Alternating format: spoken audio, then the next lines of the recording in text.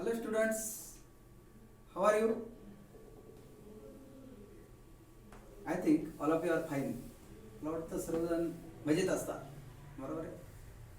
कारण आपण जो विषय पाहतोय तो म्हणजे बेसिक फिजिक्स.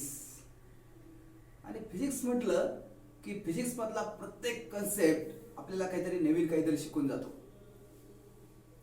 आपण युनिट नंबर 2 पाहतोय, बरोबर. युनिट नंबर 2 मध्ये आपण पाहतोय इलेक्ट्रिसिटी, मॅग्नेटिझम आणि सेमीकंडक्टर. आणि त्याचा कोर्स आउटकम आहे तो म्हणजे apply the principle of electricity, magnetism आणि semiconductor to solve basic engineering problems. Engineering problem solve करत असताना आपल्याला जे काही कन्सेप्ट आहेत इलेक्ट्रिसिटी, मॅग्नेटिझम आणि सेमीकंडक्टर याचं प्रिन्सिपल वापरायचं आहे, बरोबर आहे. आणि मागच्या लेक्चरमध्ये आपण त्याच्यातला अतिशय महत्त्वाचा कन्सेप्ट इलेक्ट्रिसिटी हा पाहत होतो आणि तो आपण आता कंटिन्यू करणार आहोत. आणि त्याच्यातला पुढचा टॉपिक जो आहे कुलम्ब्स inverse square law.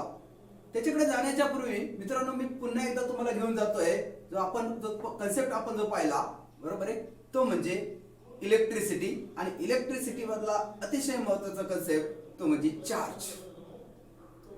Charge is a basic और फंडामेंटल फिजिकल क्वांटिटी और बेसिक क्वांटिटी. ओके, तर चार्जचं युनिट काय होतं आणि चार्ज इंडिकेट कोणत्या सिम्बॉलने केलं जातं ते आपण पाहिलं. चार्ज इंडिकेट और denoted by the symbol capital Q और स्मॉल क्यू. चार्जचं युनिट काय होतं तर चार्जचं युनिट आहे कुलम.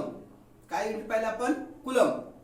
COULOMB कुलम हे युनिट पाहिलं आणि त्याचं सिम्बॉल कॅपिटल C आपण पाहिलेलं आहे मित्रांनो. त्याच्यानंतर आपण घेऊन गेलो तो कन्सेप्ट अतिशय महत्त्वाचा तो म्हणजे चार्जचे टाइप्स आपण पाहिले. Here are the two types of charge, positive charge and negative charge. Positive charge आणि निगेटिव्ह चार्ज कडे आपण गेलो होतो. पॉझिटिव्ह चार्ज कसा असतो, निगेटिव्ह चार्ज कसा असतो. पॉझिटिव्ह चार्ज म्हणजे प्रोटॉन, निगेटिव्ह चार्ज म्हणजे इलेक्ट्रॉन्स. त्याच्यानंतर आपण पाहिलं चार्जच्या प्रॉपर्टीज. तर चार्जची पहिली प्रॉपर्टी आहे ती म्हणजे two positive charges repel to each other. दोन पॉझिटिव्ह चार्ज घेतले तर ते एकमेकाला रिपेल करतात. दोन निगेटिव्ह चार्ज घेतले तर ते सुद्धा एकमेकाला काय करतात? रिपेल करतात. परंतु जर एक चार्ज आपण पॉझिटिव्ह घेतला आणि दुसरा निगेटिव्ह घेतला तर तो काय करतो? एकमेकाला अट्रॅक्ट करतो. तर आपण ते 3 प्रॉपर्टीज पाहिले आपण. त्याच्यानंतर आपण चौथी प्रॉपर्टी पाहिली की जर दोन चार्जची संख्या म्हणजे पॉझिटिव्ह जेवढे आहे तेवढेच निगेटिव्ह असतील तर पॉझिटिव्ह चार्ज आणि निगेटिव्ह चार्ज याचा मधला जो फोर्स असतो तो एकमेकाला कॅन्सल होऊन जातो आणि तो तिथं जो काही तो पूर्ण ऍटम असेल तो इलेक्ट्रॉनिक न्यूट्रल तयार होतो. तर त्याच्याकडे आपण गेलो होतो, ठीक आहे. त्याच्यानंतर मित्रांनो आपल्यासाठी पुढचा जो अतिशय महत्त्वाचा कन्सेप्ट होता म्हणजे तो म्हणजे कुलम्ब्स इनव्हर्स स्क्वेअर लॉ. तो आपण पाहिलेला आहे. आता कुलम्ब्स इनव्हर्स स्क्वेअर लॉचं स्टेटमेंट पुन्हा एकदा रिपीट करतोय. The magnitude of electrostatic force of attraction or repulsion between two charges, two electric charges. The magnitude of force between two charges. दोन चार्ज मध्ये असणारा फोर्स त्याला आपण काय म्हटलं? इलेक्ट्रोस्टॅटिक फोर्स ऑफ अट्रॅक्शन और रिपल्शन इज डायरेक्टली प्रोपोर्शनल. कशाला directly proportional असतो? तर product of the magnitude of two charges. दोन चार्जेस काय घेतले? Q1 आणि Q2. याच्यामध्ये याची जर मॅग्निट्यूड घेतली आणि त्याचा प्रॉडक्ट केला तर त्याला तो इलेक्ट्रोस्टॅटिक फोर्स काय असतो? Directly proportional. That is product Q1 and Q2 is directly proportional to force. That is force is directly proportional to Q1 Q2. F directly proportional Q1 Q2. त्याच्यानंतर स्टेटमेंट काय सांगते आपल्याला? Electrostatic force inversely proportional to square of distance between them. दोन charge Q1 आणि Q2 याच्यामध्ये जे distance असतं R त्याला इलेक्ट्रोस्टॅटिक फोर्स काय असतो? Direct inversely proportional. F directly proportional to Q1 Q2 and F inversely proportional to square of distance between them. Distance between them, that is R is the distance between the two charges Q1 and Q2. त्याच्यानंतर मित्रांनो आपण हे जे काही statement पाहिले ते mathematical expression मध्ये कसं लिहिलं होतं त्याच्यासाठी आपण पुढची स्लाइड पाहिली होती. जाऊया आपण पुढच्या स्लाइड कडे. पुन्हा एकदा तुम्हाला डायग्राम दिसते. बरोबर आहे. एक दोन चार्जेस आहे Q1 आणि Q2 आणि त्या दोन चार्ज मधलं जो काही डिस्टन्स आहे small r is a distance, small r is a distance between the two charges आणि त्या दोन चार्ज मध्ये असणारा फोर्स तो इंडिकेट केला आपण कॅपिटल ह्या अक्षराने. F directly proportional to Q1 and Q2 and F inversely proportional to r square. R is the distance between the two charges. Q1 and Q2 it is the magnitude of two charges. आता magnitude म्हणजे काय, तर एक charge positive असेल दुसरा negative असेल, positive असू दे किंवा निगेटिव्ह असू द्या, त्याची फक्त आपल्याला मॅग्निट्यूड घ्यायची. साइन पॉझिटिव्ह आहे का निगेटिव्ह आहे ते आपल्याला इंडिकेट करायचं नाही. त्याच्यावरती एक न्यूमेरिकल मी तुम्हाला दाखवणार आहे मित्रांनो, ते आपण पाहूया. न्यूमेरिकल मध्ये तुमचा हात असेल अजून व्यवस्थितपणे क्लिअर होईल. तर force directly proportional to Q1 Q2 and force inversely proportional to r square. आता हे जे मॅथमॅटिकल एक्सप्रेशन आहे बरोबर, ते जर आपण कंबाईन केलं तर F directly proportional to Q1 Q2 upon r square हे आपल्याला मॅथमॅटिकल एक्सप्रेशन मिळतं. आणि डायरेक्ट प्रोपोर्शनॅलिटीचं साइन आपण जर काढून टाकलं तर त्या ठिकाणी आपण कॉन्स्टंट घेतो k is a constant, k is a constant, k हा काय कॉन्स्टंट आहे त्या ठिकाणी. आणि त्या k ची व्हॅल्यू काय असते तर k is equal to 1 upon 4 pi epsilon. k is equal to 1 upon 4 pi epsilon. आता एप्सिलॉन म्हणजे काय त्याच्याकडे आपण पुढच्या स्लाइड कडे जाणार आहोत. तत्पूर्वी जर आपण वरचं जे एक्सप्रेशन आहे F is equal to k Q1 Q2 upon r square, k च्या ऐवजी काय पुट करायचा 1 अपॉन 4 पाय एप्सिलॉन. तर सगळ्यात खाली तुम्हाला हे दिसतं इक्वेशन पहा, F is equal to 1 upon 4 pi epsilon into Q1 Q2 upon r square. आता 1 अपॉन 4 पाय एप्सिलॉन कुठून आला तर तो कॉन्स्टंट होता. प्रोपोर्शनॅलिटी कॉन्स्टंट त्याला म्हटलं जातं बरोबर आहे. त्याला काय म्हटलं जातं प्रोपोर्शनॅलिटी कॉन्स्टंट. प्रोपोर्शनॅलिटी कॉन्स्टंट या ठिकाणी आपल्याला दिसतोय तर k is equal to 1 upon 4 pi epsilon. आता एप्सिलॉन म्हणजे काय बरोबर आहे, पायची व्हॅल्यू किती असते हे आपल्याला सगळ्यांना माहिती आहे, पण एप्सिलॉन हा कन्सेप्ट आपल्याला माहिती नाही. तर 6 आपण मराठीमध्ये 6 लिहितो ना तसं ते सिम्बॉल दिसतंय तुम्हाला, ते आपण नेक्स्ट स्लाइड वरती मी तुम्हाला समजून सांगेन.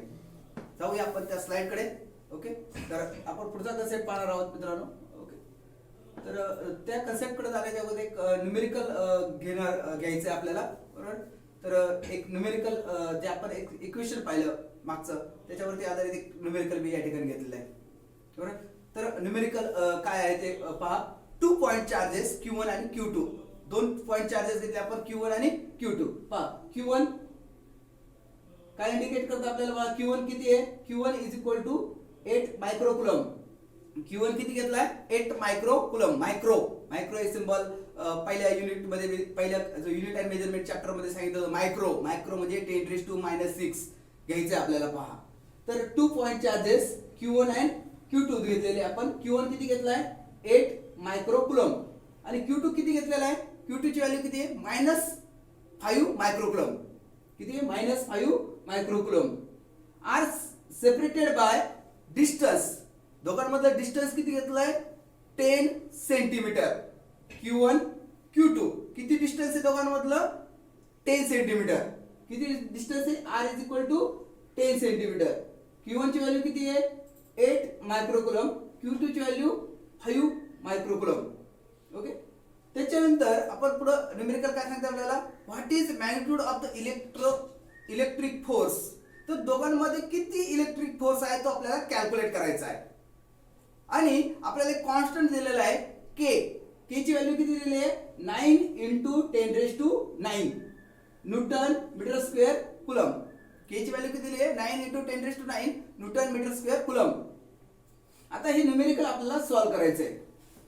फिजिक्स म्हटलं की आपल्याला न्यूमेरिकल सॉल्व्ह करण्यासाठी आपल्याला सायंटिफिक कॅल्क्युलेटर आपण या ठिकाणी वापरू शकतो. न्यूमेरिकलला काही घाबरायचं कारण नाहीये. फक्त तुम्हाला काय करावं लागेल मित्रांनो, फिजिक्स मध्ये फॉर्म्युला लक्षात ठेवणं महत्त्वाचं आहे. जसं मॅथचा पार्ट असतो, मॅथ मध्ये तुम्ही फॉर्म्युला लक्षात ठेवला की तुमच्या कन्सेप्ट एका ठिकाणी काय होतं क्लिअर होऊन जातो बरोबर आहे. या ठिकाणी सुद्धा आपल्याला काय करायचं आहे फॉर्म्युला घ्यायचा आहे बरोबर आहे. तर फॉर्म्युला या ठिकाणी आपण यूज करणार आहोत. तर आपण मागे जो फॉर्म्युला पाहिला होता F is equal to k Q1 Q2 upon r square. तत्पूर्वी आपण जो काय आपल्याला न्यूमेरिकल मध्ये डेटा दिलेला आहे तो आपण अनालाइज करूया. न्यूमेरिकल मध्ये डेटा दिलेला आहे. Q1 ची व्हॅल्यू किती दिलेली आहे 8 plus 8 मायक्रोकुलम.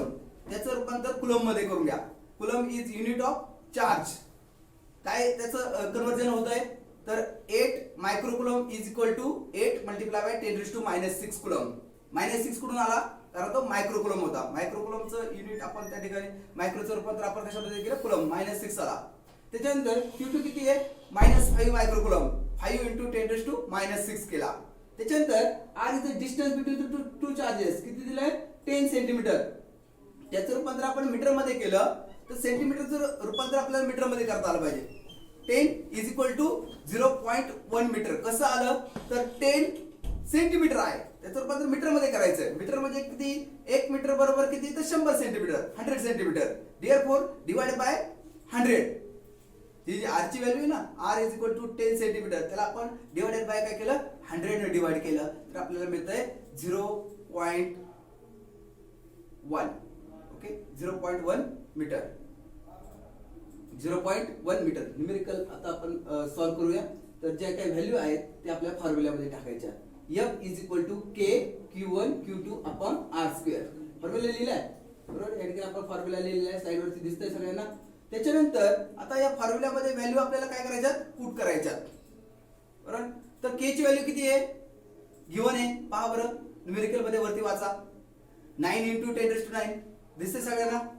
Okay K is equal to 9 × 10⁻⁹. Given data मध्ये आपण लिहायला पाहिजे तो ठीक आहे असू द्या. तर K ची व्हॅल्यू किती आहे 9 × 10⁻⁹. Q1 ची व्हॅल्यू किती आहे 8 मल्टिप्लाय बाय 10⁻⁻6. Q1 ची व्हॅल्यू किती आहे 8 मल्टिप्लाय बाय 10⁻⁶ मल्टिप्लाय 5 × 10⁻⁻6. Q1 आणि Q2 चं काय केलं आपण मल्टिप्लिकेशन केलंय divided by R square. R is the distance between two charges किती होतं ते 0.1 चा स्क्वेअर करा. काय 0.1 चा स्क्वेअर.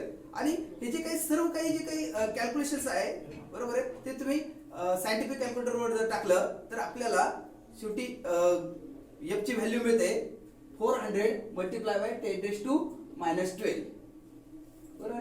आणि 10⁻12 आपण त्या ठिकाणी आलाय पहा F is equal to 4000 multiply by 10⁻12. आणि त्याचं जर कन्वर्जन केलं तर F is equal to 4 × 10⁻⁹ newton हे आपल्याला फोर्स मिळाला. What is F? F is a magnitude of electric force. Magnitude of electric force किती आली 4 × 10⁻⁹ न्यूटन. ते कसं आलंय काय ते आपण न्यूमेरिकल मध्ये पुन्हा एकदा पाठीमागे जाऊया. तर F is equal to K Q1 Q2 upon R square हा फॉर्म्युला होता. काही अवघड नाहीये. K ची व्हॅल्यू टाकली 9 × 10⁹.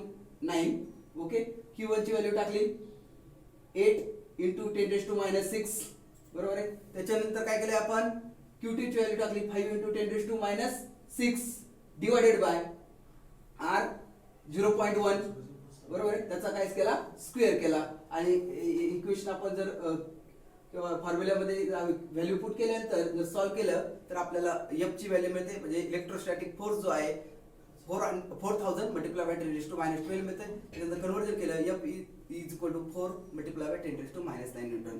अशा पद्धतीनं आपल्याला हे न्यूमेरिकल आपण सॉल्व केलंय ठीक आहे. त्याच्यानंतर मित्रांनो मगाशी मी सांगितलं होतं का जो कन्सेप्ट आहे एप्सिलॉन कसा आला किंवा एप्सिलॉन म्हणजे काय त्याच्याकडे आपण जाणार आहोत. मित्रांनो आपण जाऊया पुढच्या स्लाइड कडे ठीक आहे. Next slide dielectric constant. Epsilon म्हणजे काय कुठून आला काय तर इलेक्ट्रिसिटी हा कन्सेप्ट शिकत असताना आपल्यासाठी अतिशय महत्त्वाचा कन्सेप्ट तो म्हणजे डायलेक्ट्रिक. डायलेक्ट्रिक मटेरियल कसं असतं डायलेक्ट्रिक म्हणजे काय त्याच्याबद्दल मी नंतर सांगणारच आहे. सुरुवातीला आपण पाहूया डायलेक्ट्रिक कॉन्स्टंट K जो आपल्या फॉर्म्युल्यामध्ये आला होता K इज इक्वल टू ठीक आहे. तर dielectric constant K is defined as ratio of electric permittivity of material. Permittivity म्हणजे काय ते पण मी सांगणार आहे. Permittivity of material to the electric permittivity or permeability of free space. Permeability of material epsilon divided by permeability of free space or vacuum. K is equal to epsilon divided by epsilon 0. K is equal to निळ्या रंगाच्या चौकटामध्ये पहा K is equal to epsilon divided by epsilon 0 epsilon. ठीक आहे, तर symbol व्यवस्थितपणे लक्षात घ्या. K is equal to epsilon divided by epsilon 0. आता आपण जर वरचे जे निळ्या चौकटीमध्ये दिलेले जे इक्वेशन आहे ते जर सिम्प्लिफाय केलं तर आपल्याला मिळेल epsilon is equal to epsilon 0 K. Epsilon is equal to epsilon 0 K. आणि मागचं जे इक्वेशन पाहिलं होतं आपण काय, F is equal to 1 upon 4 pi epsilon into Q1 Q2 upon R square. त्याच्यामध्ये जर आपण एप्सिलॉन ची व्हॅल्यू पुट केली, काय एप्सिलॉन ची व्हॅल्यू, एप्सिलॉन ची व्हॅल्यू आहे एप्सिलॉन 0 K. ती जर पुट केली तर आपल्याला निळ्या रंगाचे चौकट आहे त्याच्यामध्ये दिसते पहा F is equal to 1 upon 4 pi epsilon 0 K into Q1 Q2 upon R square. नवीन एक्सप्रेशन दिसतंय पहा F इज इक्वल टू काय एक्सप्रेशन सांगते आपल्याला, F is equal to 1 upon 4 pi epsilon 0 K multiply Q1 Q2 upon R square. आता हा जो 1 upon 4 pi epsilon 0 K आहे त्याची व्हॅल्यू किती असते, आपण त्याला कॉन्स्टंट K म्हटलं होतं न्यूमेरिकल मध्ये मागं पहा लक्षात येतंय. त्याची व्हॅल्यू काय घेतली होती 9 multiply by 10 raise to 9. Okay, त्याची व्हॅल्यू किती घेतली 9 इंटू 10 रेज टू 9. तर डायलेक्ट्रिक कॉन्स्टंट ची डेफिनेशन आपण पुन्हा पाहूया. डायलेक्ट्रिक कॉन्स्टंट म्हणजे काय, permeability of material to the permeability of free space. Epsilon divided by epsilon 0. Epsilon 0 काय इंडिकेट करतो, permeability of free space. Epsilon काय इंडिकेट करतो, परमेबिलिटी ऑफ मटेरियल. ओके, तर K is equal to epsilon divided by epsilon 0. हे equation वरून आपल्याला dielectric कॉन्स्टंटचं definition एक लक्षात ठेवा. फिजिक्स मध्ये डेफिनेशन लक्षात ठेवायचे असेल तर फॉर्म्युला जरी लक्षात राहिला तरी तुम्हाला त्याच्यावरून डेफिनेशन ऑब्टेन करता येते. पण डेफिनेशन जर येत असेल तर फॉर्म्युला सुद्धा ऑब्टेन करता येतो. K is equal to epsilon divided by epsilon 0. Okay, त्यालाच आपण काय म्हटलं, डायलेक्ट्रिक कॉन्स्टंट. ओके, समजला हा कन्सेप्ट. त्याच्यानंतर मित्रांनो जाऊया आपण पुढच्या कन्सेप्ट कडे, पुढची स्लाइड कडे. ओके, तर पुढची स्लाइड पाहूया आपण. पुढची स्लाइड. पुढच्या स्लाइड मध्ये आपल्याला सांगितलंय की factors affecting on force between two electric charges. कोणता फोर्स असतो, इलेक्ट्रोस्टॅटिक फोर्स. त्याच्यावरती कोणते फॅक्टर्स अफेक्ट होतात. इलेक्ट्रोस्टॅटिक फोर्स आपण जर पाहिला तर इलेक्ट्रोस्टॅटिक फोर्स वरती कोणत्या फॅक्टर्स अफेक्ट करतात, कारण आपण मगाशीच पाहिलंय कुलम्स लॉ मध्ये की कुलम्स लॉ आपल्याला काय सांगतो, force directly proportional to Q1 and Q2. बरोबर, डायरेक्टली प्रोपोर्शनल टू दोन जे काही दोन चार्जेस आहेत आणि inversely proportional to distance between two charges. आणि इक्वेशन जर आपण पाहिलं मागचं इक्वेशन, तर मागच्या इक्वेशन मध्ये पहा तुम्हाला हे जे शेवटचं इक्वेशन आहे त्याच्यावरून आपल्याला कोणते कोणते फॅक्टर्स अफेक्ट होतात ते आपल्याला दिसतंय. बरोबर आहे, तर आपण याच्यामधला जर Q1 Q2 म्हणजे काय, दोन चार्जेस. बरोबर आहे, त्याची मॅग्निट्यूड घेतली. त्याच्यानंतर एप्सिलॉन 0 म्हणजे काय आणि K म्हणजे काय, R म्हणजे काय हे माहिती तुम्हाला. R म्हणजे काय, distance between the two charges. तर इलेक्ट्रोस्टॅटिक फोर्स हा कशावर अवलंबून असतो, तर इलेक्ट्रोस्टॅटिक फोर्स हा किंवा इलेक्ट्रोस्टॅटिक फोर्स वरती अफेक्ट होणारे फॅक्टर्स कोणते, तर सगळ्यात पहिला फॅक्टर म्हणजे चार्ज. चार्ज म्हणजे काय, Q1 आणि Q2. त्याच्यानंतर distance between the two charges R square. बरोबर आहे. आणि तिसरा फॅक्टर म्हणजे डायलेक्ट्रिक कॉन्स्टंट K. आणि चौथा factor permeability of the medium. चौथा फॅक्टर काय, permeability of the permittivity of the medium किंवा permeability of the medium. Permeability same word. Okay, तर त्याच्याकडे आपण गेलो होतो. तर factors affecting on the force, electrostatic force वरती कोणते फॅक्टर्स अफेक्ट होतात, पहिला चार्ज. सेकंड फॅक्टर काय, डिस्टन्स बिटवीन टू चार्जेस. तिसरा फॅक्टर काय, डायलेक्ट्रिक कॉन्स्टंट. आणि चौथा परमिटिव्हिटी ऑफ द मीडियम किंवा परमेबिलिटी ऑफ द मीडियम. त्याच्याकडे आपण गेलो होतो. त्याच्यानंतर आपण मित्रांनो पुढच्या स्लाइड कडे जाऊया. अतिशय महत्त्वाचा कन्सेप्ट तो म्हणजे डायलेक्ट्रिक्स. पुढचा कन्सेप्ट काय, डायलेक्ट्रिक्स. डायलेक्ट्रिक कॉन्स्टंट हा कन्सेप्ट पाहिला. Next slide. डायलेक्ट्रिक्स म्हणजे काय, तर डायलेक्ट्रिक कॉन्स्टंट पाहिला तर डायलेक्ट्रिक मटेरियलची डेफिनेशन आपण पाहूया मित्रांनो.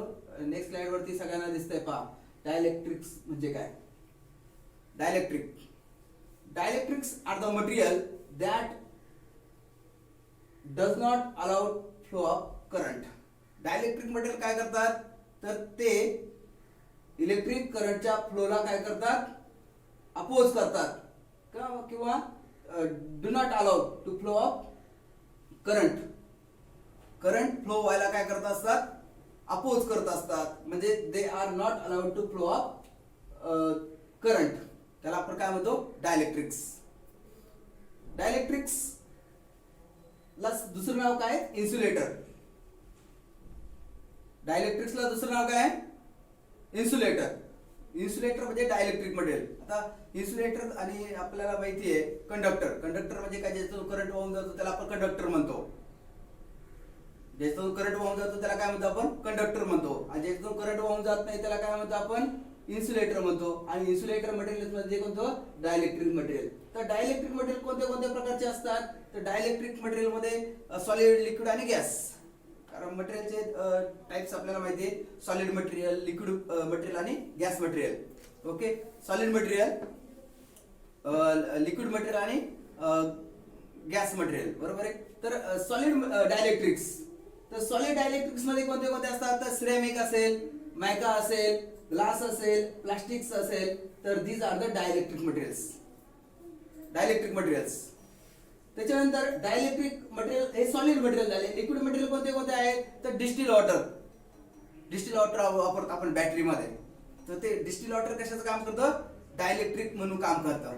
ठीक आहे. त्याच्यानंतर डायलेक्ट्रिक मटेरियल 3 नंबरचं कोणतं आहे, तर डायलेक्ट्रिक मटेरियल गॅसमध्ये. गॅसमध्ये कोणते कोणते गॅसेस वापरतो आपण, ड्राय गॅस वापरतो, व्हॅक्यूम किंवा हेलियम गॅस वापरतो, बरोबर. तर these are the dielectric materials. Solid material, liquid material किंवा गॅस मटेरियल असेल तर अशा पद्धतीनं हे तुमचे dielectric material. Okay, dielectric material हा कसं त्या ठिकाणी तुमचा क्लिअर झाला असेल, डायलेक्ट्रिक मटेरियल. त्याच्यानंतर मित्रांनो आपण पुढच्या स्लाइडकडे जाणार आहोत. पुढची स्लाइड आपल्याला सांगते पहा, परमिटिव्हिटी. पुढची स्लाइड आपण पाहूया, परमिटिव्हिटी. परमिटिव्हिटी म्हणजे काय, परमिटिव्हिटी म्हणजे the ability or property of dielectric material to permit electric line of force to pass through it.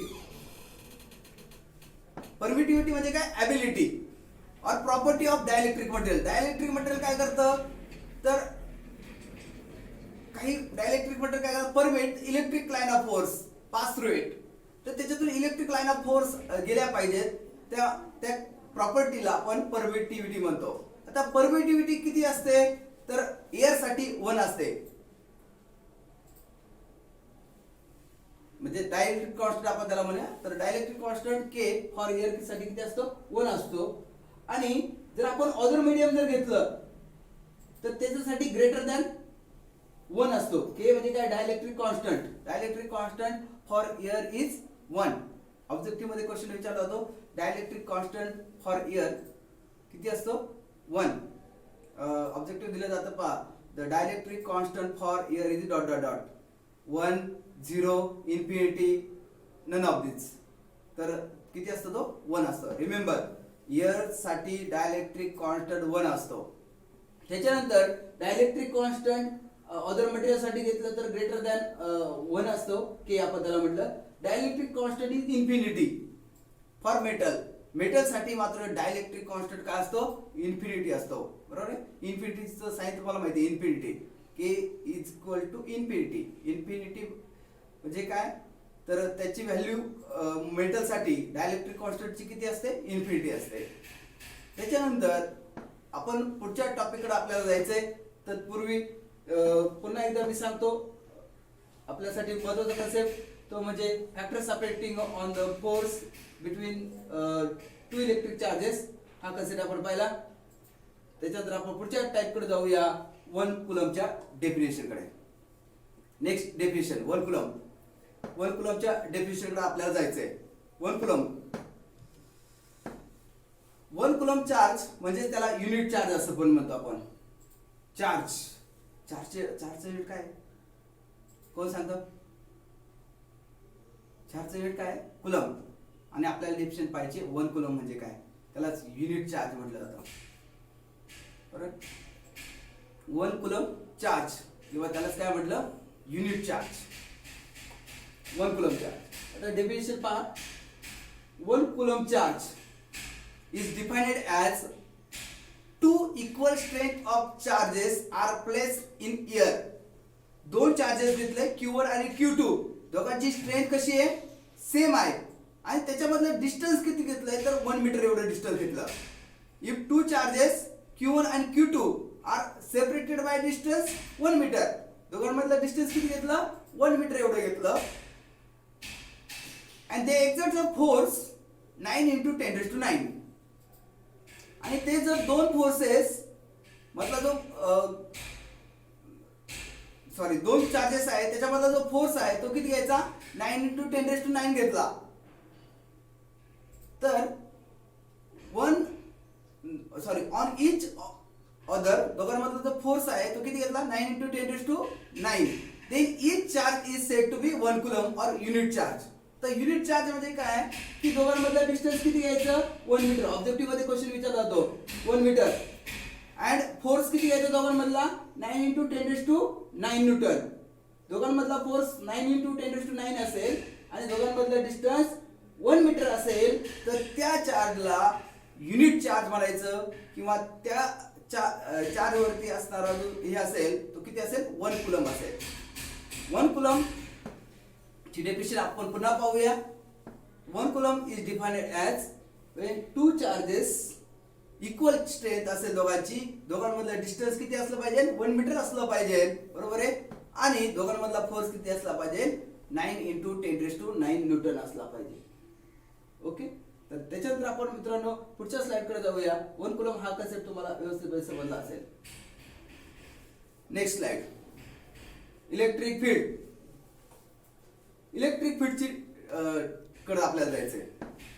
Electric field म्हणजे काय, मी पुन्हा एकदा रिपीट करतोय. आतापर्यंत आपण काय पाहिलंय, बरोबर आहे. तर आतापर्यंत आपण पाहिले चार्ज म्हणजे काय, चार्जचे टाइप पाहिले, चार्जच्या प्रॉपर्टीज आपण पाहिल्या. त्याच्यानंतर आपण पाहिलं कुलम्ब्स युनिव्हर्स स्क्वेअर लॉ, त्याचं स्टेटमेंट, त्याच्यावर त्याचा फॉर्म्युला, त्याच्यावर आता एक न्यूमेरिकल आपण पाहिलंय. त्याच्यानंतर त्या डेफिनेशन मध्ये त्या स्टेटमेंट मध्ये तुम्हाला कुठेतरी फॉर्म्युला जो आपण ऑप्टेन केला होता त्याच्यामध्ये ॲप्सिलॉन हा कन्सेप्ट आला होता. त्याच्यामध्ये डायलेक्ट्रिक कॉन्स्टंट म्हणजे काय हा कन्सेप्ट आपण पाहिला. डायलेक्ट्रिक कॉन्स्टंट आपण गेलो होतो. डायलेक्ट्रिक कॉन्स्टंट ची डेफिनेशन आपण पाहिली, बरोबर आहे. तर permittivity of medium to the permittivity of free space, त्याचा जो रेशिओ असतो त्याला आपण के म्हटलं, बरोबर आहे. आणि ऑब्जेक्टिव्ह मध्ये एक प्रश्न विचारला जातो, बरोबर आहे, डायलेक्ट्रिक कॉन्स्टंटला युनिट असतं का, तर डायलेक्ट्रिक कॉन्स्टंटला युनिट नसतं, कारण it is a ratio of 2 similar quantities. Objective मध्ये विचारता येईल, बरोबर आहे. तर dielectric constant is unitless quantity और that is it has no unit. Dielectric कॉन्स्टंटला कोणत्याही प्रकारचं युनिट नसतं, बरोबर आहे. तर आपल्याला पुढच्या कन्सेप्ट कडे जाण्या अगोदर मी हा कन्सेप्ट तुम्हाला रिपीट केला आहे. त्याच्यामध्ये तुम्हाला प्रत्येक कन्सेप्ट किंवा मॅथमॅटिकल आपण एक्सप्रेशन पाहिलं, बरोबर आहे, तर ते तुम्हाला समजलं असेल, बरोबर आहे. मॅथमॅटिकल एक्सप्रेशन तुम्हाला नक्कीच समजलं असेल, बरोबर. तर पुन्हा एकदा स्टेटमेंट कडे घेऊन जातो. Coulomb's inverse square law. Coulomb's inverse square law मध्ये आपण पाहिला इलेक्ट्रोस्टॅटिक फोर्स. तो इलेक्ट्रोस्टॅटिक फोर्स हा डायरेक्टली प्रोपोर्शनल असतो magnitude of that is product of 2 charges. Okay. परत आपण थोडस मागे जाऊया, बरोबर आहे. थोडस पहा, ओके, थोडस स्टेटमेंट सांगतोय. तर कुलम्ब्स युनिव्हर्स स्क्वेअर लॉ काय सांगतोय, Coulomb's inverse square law states that the magnitude of electrostatic force of attraction or repulsion, that is force, directly proportional to Q1 and Q2, product of Q1 and Q2, and inversely proportional to square of distance between them. F directly proportional to Q1 and Q2 and inversely proportional to R square. R is a distance between 2 charges. Okay. त्याच्यानंतर त्याच्यामध्येच आपण पाहिलं mathematical expression, बरोबर आहे. Mathematical expression जर आपण पाहिलं F directly proportional to Q1 आणि Q2, आणि दुसरं एक्सप्रेशन जे मिळालं F inversely proportional to R square. ते दोन्ही एक्सप्रेशन हे जर आपण स्टेटमेंट एकत्र जर केले तर F directly proportional to Q1 Q2 upon R square.